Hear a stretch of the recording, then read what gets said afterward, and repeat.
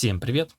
В этом небольшом видео я покажу вам такую настройку Fusion 360, которая позволит изменять масштаб вашего эскиза в автоматическом режиме. Итак, опишем сценарий, когда данная настройка может быть полезной. Итак, вы создали эскиз с помощью инструмента линия, например, создали какой-то профиль, но еще не нанесли размеры. Как у меня здесь, допустим, у вас есть две привязки, которые, возможно, создались в автоматическом режиме. Остальные же размеры не привязаны. Ну, тут есть, конечно, настройки по 90 градусов привязки, но в целом, скажем так, данный эскиз полностью не определен и прекрасно себе плавает.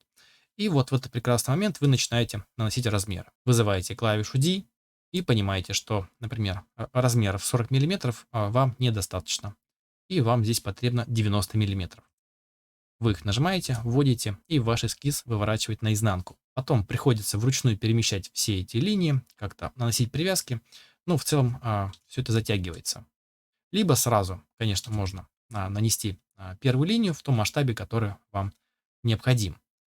Итак, если мы найдем раздел Preferences, выберем пункт Design и найдем такую галочку Scale Entire Sketch at First Dimension, которая означает изменять масштаб эскиза при нанесении первого размера, по сути. Ставим галочку, Apply, ОК.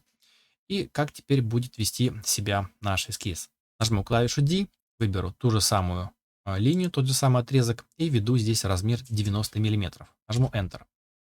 Весь наш профиль нашего эскиза отмасштабировался пропорционально внесенному размеру. Причем это справедливо только для первого нанесенного размера. Допустим, если я захочу для второй линии задать размер и введу здесь, например, 50 миллиметров, то мы увидим с вами привычное поведение фьюжика.